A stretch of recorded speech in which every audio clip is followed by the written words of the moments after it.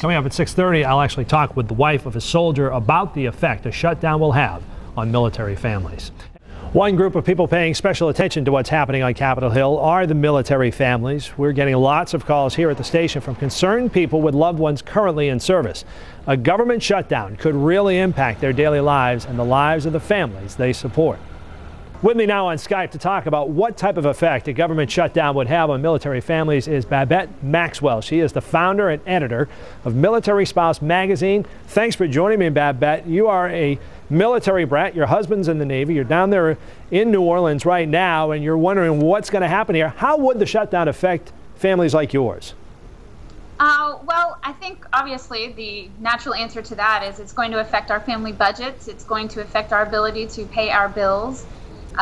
The long-term effects are going to be things like it's going to affect our investing. It's going to affect potentially credit scores. It's going to have long-term effects should this drag out longer than a couple of days. Certainly wide-ranging. And, you know, it calls to mind, too, that there are families that have saved in the military. There are families who might be living more like paycheck to paycheck. So this is very difficult for them as well. Well, it affects all of us because, too, this is coming at a time when we've all sort of been tapped out from a bad economy. Even though we're military, we're still affected by a recession. And we've all, you know, kind of tapped into our savings a little bit to get through the rough patch. And so this couldn't come at a worse time. Not only people here in this country, but families abroad as well. If you're in Germany, what do you tell your landlord if you don't have the checks to pay them? Well, and that's exactly right. A lot of our pay, when we get a cost of living allowance, or to us it's called COLA, and that's an additional percentage of money that's allocated in order to offset any additional expenses that you might have as a result of living in a foreign country. But your landlord in Germany isn't going to care what's happening here.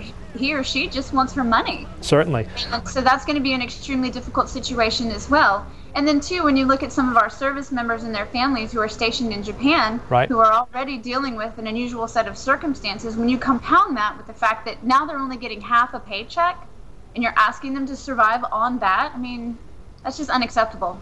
Also unacceptable, I'm sure you would think, is the military checks that come if someone should die in the line of duty, because you would get compensated for that otherwise. Yes, right.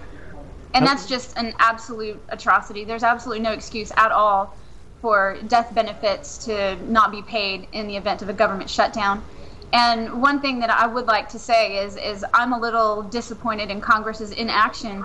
It isn't as if this budget just came up out of nowhere. We've known about this for some time, and they should have taken steps earlier to protect military service members' families and their pay. And finally, I just got to think you've got to be outraged along those same lines. I mean, here you are, your families are committed to this country in such a profound way, and yet it seems like the people on Capitol Hill just can't get it together. Well, and additionally, I think this goes to the spirit of the military spouse, and we're going to get through this. We're going to dig deeper than we thought we had in us, and we're going to make it through this, and we'll be stronger for it. And that doesn't really take away the disappointment or the feeling of betrayal that some of us might feel, but we are survivors, and that's something that is inherent in our culture and in our military family community. And we deal with some of the worst situations imaginable on a daily basis. And then those are compounded with even more difficult situations. And we're experts at this. Well, hopefully there'll be a resolution quickly afoot here. Babette Maxwell, founder, editor of Military Spouse magazine. Thank you for your time tonight. Wish you the best of luck. You're welcome. Thank you for having me, and have a great day. All right, Mark, thank you. A 51